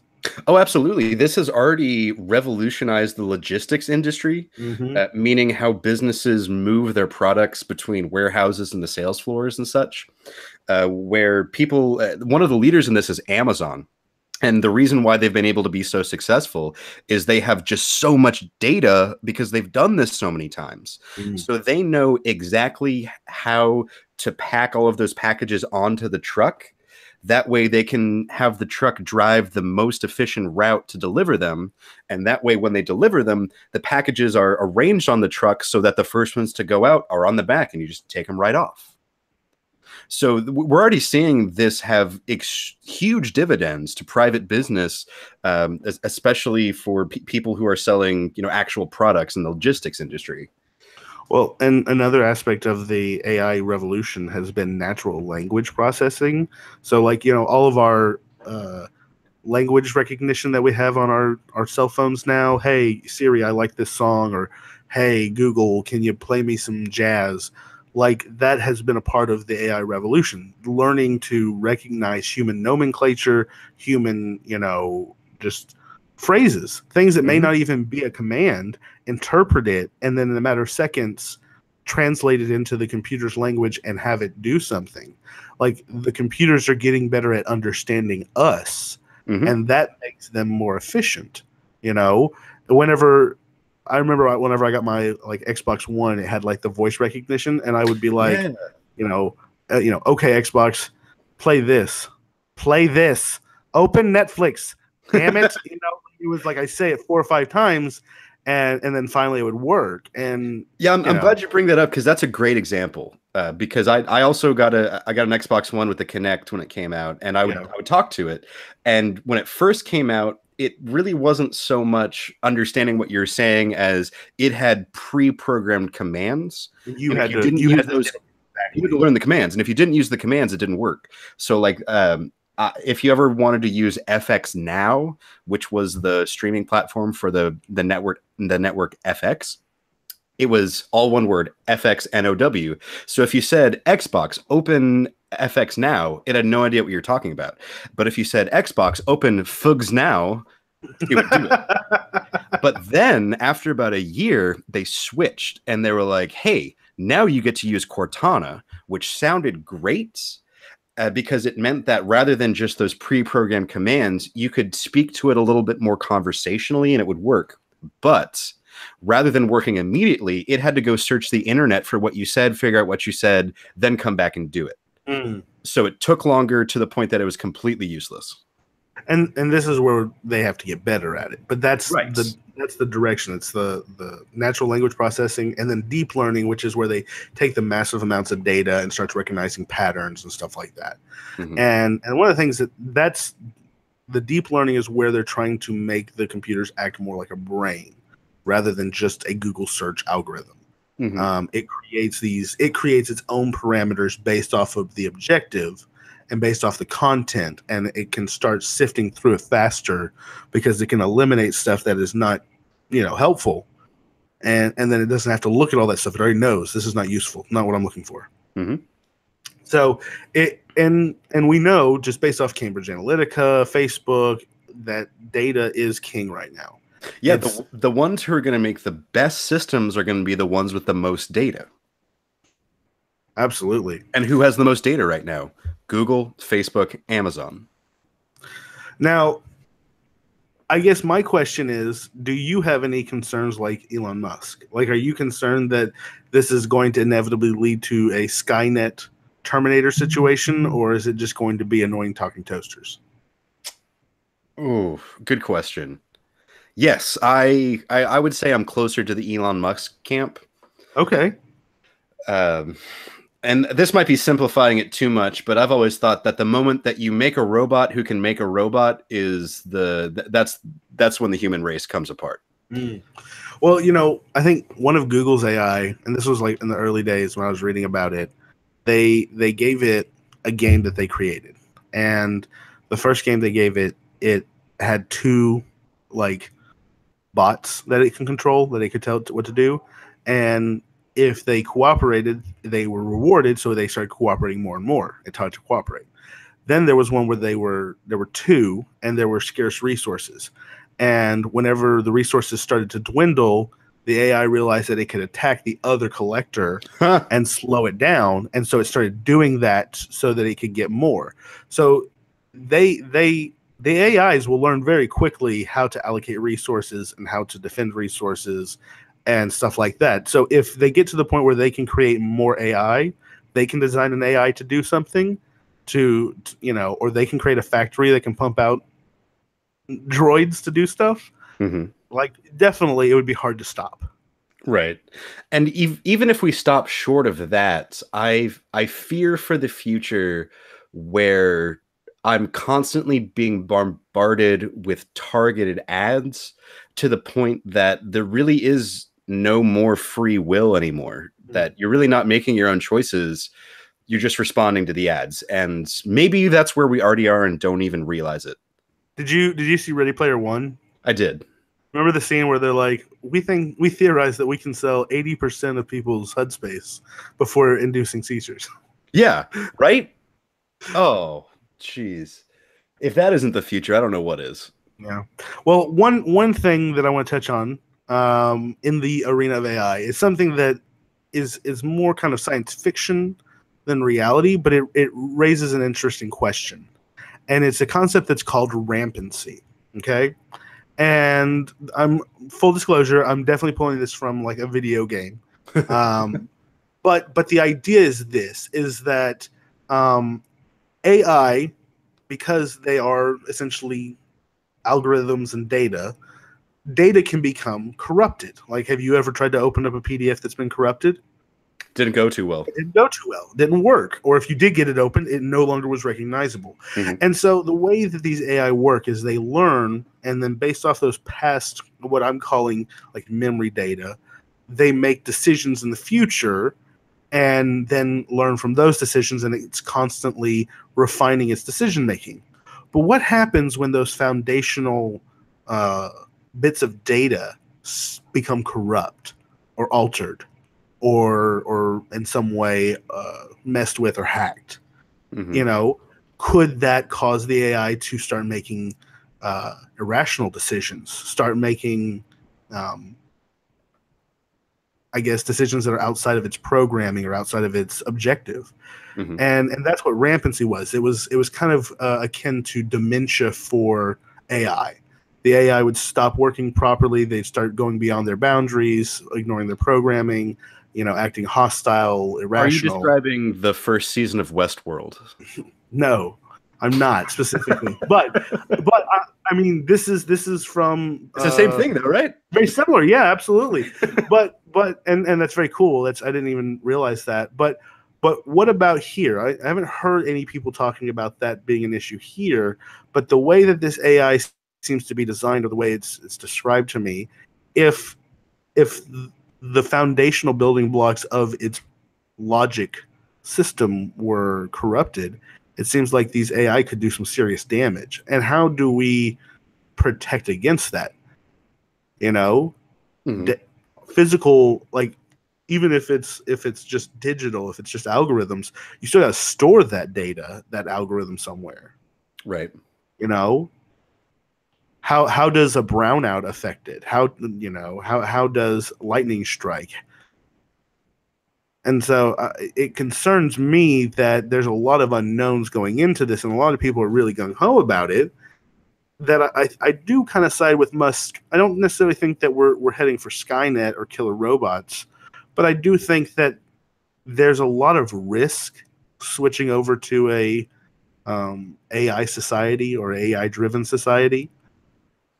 I think we need to have some ground rules going into it, as opposed to being like Dallas when they brought all the bike shares in, saying, "Oh my God, we have 10,000 bikes and not enough people. What are we going to do?" Well, let me throw a current day example at you, and let me see how you feel about it. Okay. So I apologize. I can't think of the name of the business, but I read about a company that they have each of their workers wear a badge that's got both an accelerometer on it to tell when they're moving. It's got a microphone to tell when they're talking, and it's got basically location technology to tell where they are, so that at the end of the day, they can pull up a report saying you spent 60% of your time with women and 40% of your time with men. You spent this amount of time in this area working on this and this on that. So they're able to track with incredible detail what they're doing on a minute by minute, second by second basis. And then theoretically, the AI is going to then give them suggestions on how to be more productive. I've actually also read that Amazon has something similar in their warehouses, where each of their employees in the warehouse has a locator on them, and then they wear like a Fitbit that, through gentle pulses and nudges and such, basically encourages them to be more productive. Like if it senses that they're goofing off for a second, it'll buzz them and be like, "Hey, you gotta go take that package over there." So this is already seeping into our businesses and into our personal lives. And I don't know about you, but I don't want to go to work with a microphone strapped to me all day long. I don't want an AI nanny making sure that I'm not on Facebook. Yeah, no, I definitely think that people will not like to be managed by AI. I think that will be something that, I think the unions will definitely have a great talking point coming up in the future on balancing the power of the AI. That's a good point. Yeah, I think that's great for the union to jump on early. Yeah, because if we're going to push back against this is going to have to come from the bottom. Yeah, absolutely. The House of Representatives. Not what I meant. I meant from the people, from the workers, from the proletariat. The proletariat. No, I agree. And I definitely think that AI is going to reduce the amount of jobs available in this country, because it's going to make things easier for these corporations to automate everything. It's going to make things more efficient. I've talked to someone who says that there's a UPS facility that's like 100% automated, but the union's just like fighting UPS from switching over to that, because it takes away jobs. So, right. I mean, it's very possible to have a fully automated logistics system already, but it's really honestly human institutions that are standing in the way already. So, I mean, this is the other frustrating part, is what do you do with all these people who lose their jobs to the AI? Now, we do have to recognize that while the AI is going to destroy some jobs, it is also creating jobs in creating the AI to begin with. Yeah, but those are like high industry service jobs. Like, you got to be the jobs it's taken away are not the jobs that it's creating. Right. We're not gonna retrain a factory worker to program an artificial intelligence system. Of course not.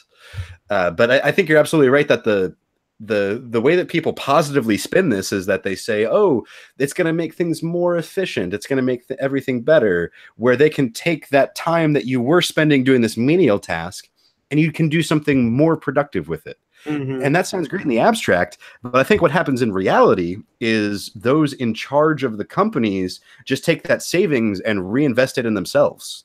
You know, what it's going to be is one of the things that Karl Marx wrote about in Das Kapital is that basically capitalism just turns humans into cogs in the machine. It dehumanizes us. I feel like in the late stages of capitalism, that AI being the new slave drivers will kind of be the final piece to eliminate any humanity left for the worker, because you don't need a manager or a boss or anything if the AI knows exactly what you're doing at all times and can nudge you ever so slightly on the wrist every time you're not doing what you should. You know, this, you want to talk about nanny state? It's corporate nanny state, though. Absolutely. And I really dislike the idea that I'm not going to be able to sneak in late anymore. Or, you know, sneak out early, because that's all done. Especially with a combination of AI and facial recognition technology. Like, you don't have to clock in anymore. You just walk in and they know. Oh, yeah. My computer, like my big computer that I use for work, I sit down at it, it logs me in. Like, it just recognizes my face. So, luckily, as a quasi sole proprietorship / partnership, I can kind of set my own hours. But, well, not all of us are in the 1%, Aaron. Yeah, and I'm not in the high 1%. But I don't want to be too much of a doomsayer by saying this, and I don't want to sound like our president. But earlier we were talking about how there's an arms race with AI. Yeah. And you want to know who's winning that arms race? It's China. China, absolutely. Absolutely. They got the resources, the manpower, they have centralized planning. Like, it's going to be this is it. This is what's funny, is this is capitalism versus centralized planning, where just like it was capitalism versus communism in the nuclear arms race, we're going to see which system works out better. And I feel bad saying this, not too bad, but centralized planning is going to win because they can allocate the resources to developing the AI, whereas we got to vote on shit.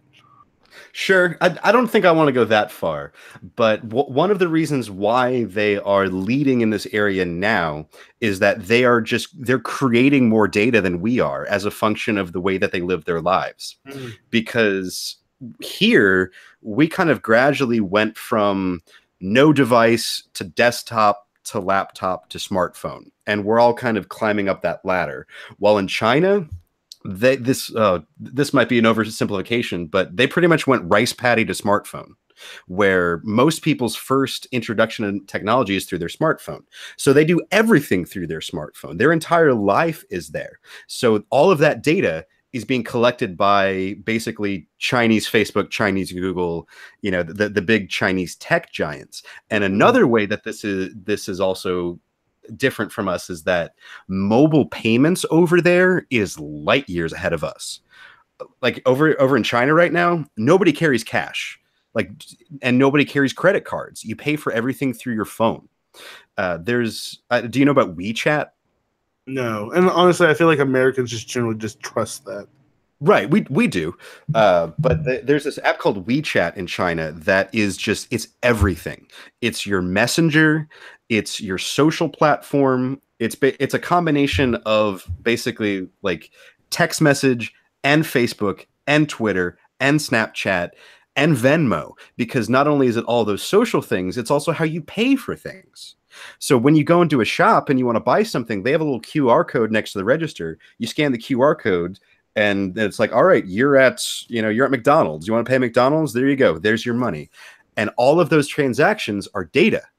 So the Chinese tech companies, they know what you're buying, when you're buying it, how you're buying it, how often you're buying it. And so there's just so much more data being created over there right now than over here. And I would say with regards to learning humans or the Chinese people, they're winning. But with regards to the advancement of algorithms, I don't know. Now, that's why I was talking about centralized planning, is because you got to create the AI to sift through the data. Right. You can have, bukus of data, but if your AI can only play Go, that data is not doing a lot of good. So good point. Absolutely. They're going to have so much more data to sift through. The question is, are they pumping out these AIs like Google, Facebook, Elon Musk's 30 different companies? I don't think it's Tesla. I just know that he created one. But I'm going to call it Musk Corp from now on. He's SpaceX and Tesla are his two big things. He had like 4 failures before that too. But... Oh no, I mean before that, he was behind PayPal. Was his first big thing. PayPal was him? Yeah, he was PayPal. PayPal is the worst. Just generally, I've had so many. I can't say I've had so many troubles, but anytime I've had trouble with PayPal, it's just like I want to pull my own teeth out. Well, Elon Musk's AI is listening to this podcast right now, and it's going to come PayPal pull your teeth better. Make PayPal better. They don't even. He's probably sold that, so he doesn't even care anymore. Oh yeah, absolutely. He's he's on Mars and just hasn't told us at this point. He already got his car out there, so. Yeah, I mean, if I were him, I'd be like, screw you guys. Like, I'm gonna go set up shop on like Ganymede or something. Like, you guys can do your thing. Well, I think that we need to do something in preparation for AI. I think we need to have some type of structure. And honestly, this kind of like reckons back to last week or when we were talking about the chemical weapons. We honestly need to revisit the Geneva Convention. I think it's about time that we talk about, whether or not it's okay to knock out a country's internet or their, communications infrastructure during war. Is it okay? Like, what are the new boundaries of war in this technological age? And there's a lot of stuff that's not been addressed. And as you were saying earlier today, we see some countries pushing back against the general belief that chemical weapons are not okay. I mean, at what point do we start seeing the tech boundaries start to be pushed? Moscow's messing with tech all over the world, and the U.S. and the U.K. are calling them out. So that's a good point. I think in practical terms, we're gonna have to have an atrocity first. Yeah, and that's back to Musk's concern. Musk's concern. He says we need to be proactive, not reactive. Don't wait till we have the killer robots to regulate them. You can do it beforehand. That's a good point, and that's interesting what you say about we're gonna have to come up with norms on what cyber warfare is acceptable or not. Yeah, I mean, it's no holds bar. It's the Wild West, Right. Because until we said you couldn't put spikes in holes in the ground covered in feces, that's a war crime. People did that. I mean, in Vietnam they still did it, but I'm just saying, like, we have shaped war a little bit and decided what's acceptable and what's not, and the rules are silent when it comes to the tech era. Because this is my just little paranoia, but when you think about like what would happen first if someone was going to invade where I live, and I think in practical terms, the first thing they do is they'd hit the electricity and the internet. Yep. And so anytime that the internet goes out or the power goes out or they both go out, I got this little voice in the back of my head going, "Oh, this is how it starts." North Korea's invading. It's Red Dawn all over again. Either one. I choose the Charlie Sheen one. Oh, good choice. Hey, better choice. If I'm ever given a choice between Charlie Sheen and not Charlie Sheen, I'm probably going to choose Charlie Sheen. No. He's definitely not really winning. Oh, no, he's not. He is not a role model, but I do enjoy his acting. Oof. Well, I think that is it for AI. So I think what's next, we have a viewer question. I believe the mailbag has been opened. We'll check the mailbag, see what's going on there. All right. Well, while I'm looking this up, viewers, keep in mind, you can ask us your questions. Anything you want answered, any arbitrary and capricious questions that you have. You can reach us at our email address. This is arbitrarycapriciouspodcast@gmail.com. You can also tweet at us. We've got a Twitter for the podcast. We are at ArbCapPodcast. You can also tweet at me individually at JSuesponte. If you want to talk about us on Twitter, you can also use the hashtag ArbCapPod, ArbCapPod. All right, we got one question this week with a follow-up question. This comes from Lindsay in Newport Beach. She asks, what's the difference between a pie and a cake? Oh. What's the follow-up question? Follow-up question is, depending on your definition of pie and cake, Is a cheesecake a pie or a cake? Ah.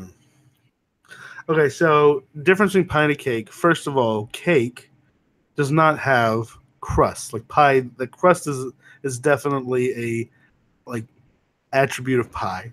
Mm-hmm. And no real crust on cake. Pie usually has a filling of some sort with a pastry covering.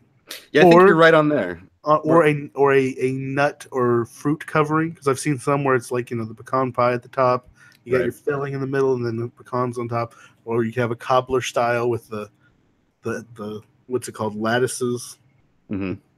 So that's pie. Cake usually is more. It's not filling. It's pastry based, usually layered like tiers, and icing. And so that would be the difference in pie and cake. Yeah, you never see icing on a pie. You don't really see icing on a pie. That's not a pie attribute. Mm-hmm. Yeah, I think you're onto something where the pie is consisted of a thin dough outer shell with a filling, whether that be fruits or nuts or whatever you feel like, or even meat, I suppose, in some places. You don't like a meat pie? No, it's not that I don't make it like a meat pie. I love chicken pot pie. I'm a huge fan. There it is. But like mincemeat pie, that one always got me. Meat and blackberries or whatever berries, it's just a weird combo. Right. So what I think the cheesecake question might be getting at is that another thing that sets it apart between pie and cake is that a cake will rise. Like when you put it in the oven, the cake does rise some. Well, with a pie, it never does that. So when we look at the cheesecake, I could be wrong about this, but when you make a cheesecake, it's a little bit closer to the pie kind of scenario where you just you got your crust, you put in your filling, you put it in the oven, and I don't know if you'd say hardens, but the cheesecake doesn't rise. Solidifies? Yeah, solidifies might be a good word. But on the other hand, that cheesecake, like it's not fruits, it's not nuts, it's not meat. You're right. It's a kind of cream cheese concoction, very rich. Mm-hmm. It does have crust, and it can have fruit on top. Like there's a lot of cheesecakes with fruit on top. Have you ever seen icing on a cheesecake? I haven't seen icing. Ooh, no. At Saltgrass, their cheesecake comes with white chocolate icing poured on it. Interesting. And raspberry, like it's not jam, but it's like a liquid raspberry sauce. Yeah, I know what you mean. That's not. I wouldn't call that traditional icing though. That's not like birthday cake icing. That's more of a topping. And I feel that toppings like that, like Cool Whip, whipped cream, Cool Whip, like I don't know, is that something more pie based or like I would put Cool Whip or whipped cream on peach cobbler or something. Like that seems normal. I wouldn't put whipped cream on cake. Yeah, I think that's another good distinction. Ooh. I will say this. Would you put whipped cream on cheesecake? Well, that's what I was gonna say. I've had like a whipped topping on top of cheesecake before.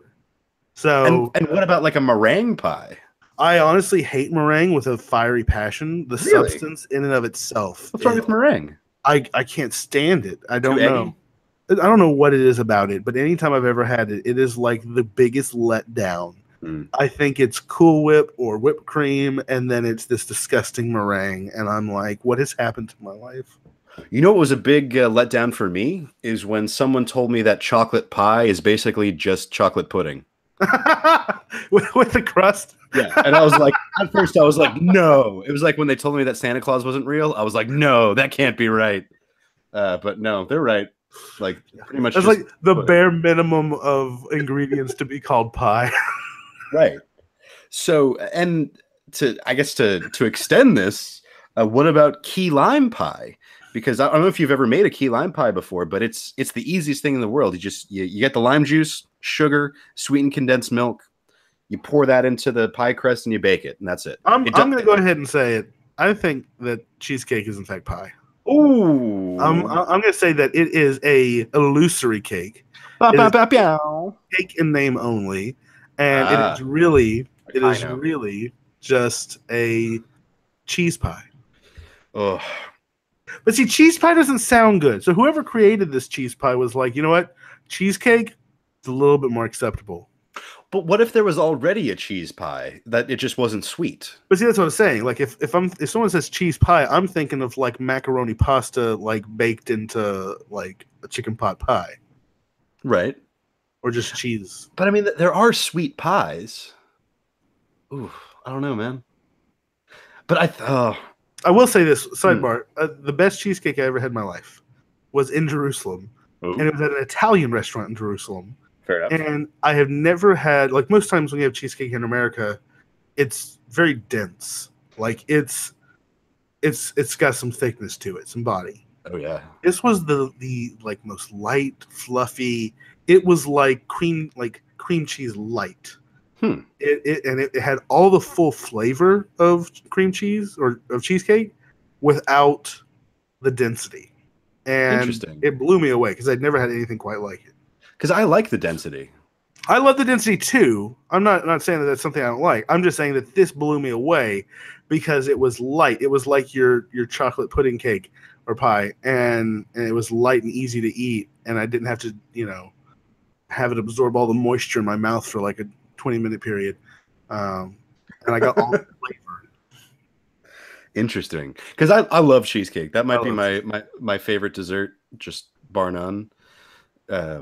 But after discussing it with you, I've got to say I think I've got to agree. I think I'm going to go pie on this one. yeah, it's a pie. I will say this: we got to go to Saltgrass and get you one of those Texas cheesecakes Oh because, hell yeah! like, it's like a family tradition. Like every New Year's, my family just picks up a whole one and like has coffee and talks and eats pie. Oh nice. Have you ever gone to Uncle Julio's? No, I have not. Now this is unrelated to pie or cake, but they have a chocolate piñata where they bring out a ball of chocolate hanging from a contraption, and then you bust open the chocolate, and it's got like more like fruit and dessert sweets on the inside that all tumble out. That's cool. Isn't that crazy? It is. It seems like it'd be really messy though. Yeah, I'm Like okay with that. you don't like hit it with a bat or anything. Like it's small. It's like you just eat it and things bust out of it. Or is it like a full size piñata?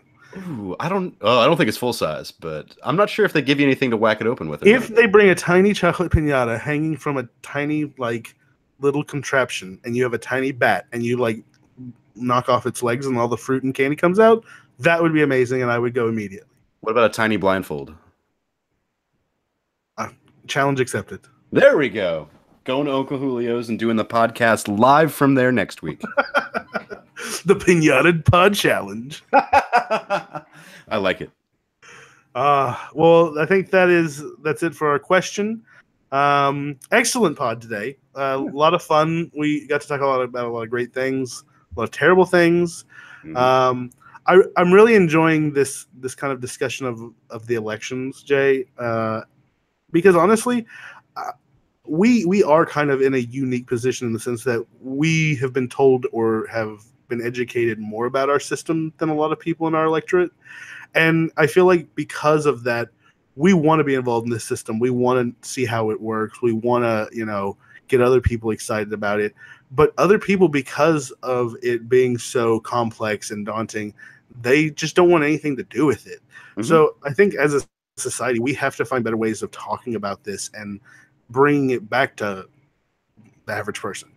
Yeah, over and over before the election, I begged and begged so many different people just to vote. I don't care what you vote, just participate. And over, the feedback I got was, what does it matter? I don't feel like my vote matters. So I think that's something that we have to address. We have to, number one, to get people to be more connected, we have to make them feel like they matter. Yeah. And maybe we'll get an AI to start looking over the elections. Right. And I guess not just even make them feel like they matter. We need to make them matter and also make sure they feel that way. Yes, no, absolutely. It's not. It shouldn't be just the illusion that your vote counts. Your vote should count. Absolutely. Yeah. No, I agree. Now, will the robots vote count? Just 3/5, or I know, yeah. Robot lives matter. That's the next one. We're gonna have a whole new social question to ask. Oh, have you ever seen the Star Trek: The Next Generation episode "The Measure of a Man"? No, but we've talked about it before. Excellent, excellent. They basically put the robot on trial to see if he's a person or not. Isn't that what And the Turing project or the Turing test is, to see if it's a self-aware robot? well, the Turing test, yeah, is basically can a robot fool a human into believing that they're talking to a human? But this is more like the discussion of if we have a robot who is self-aware, do we give that robot the same rights we give to a person? Do we give it freedom of speech? Do we give him the right to marry and have children? And one day the Constitution may have to answer that question. Mm-hmm. And we will be here to discuss it. Yes, we will. On Arbitrary and Capricious. That is all for this episode. I hope everyone has a great week. Have a great night, Jay. You too, Aaron. Have an arbitrary and capricious day. We are signing off.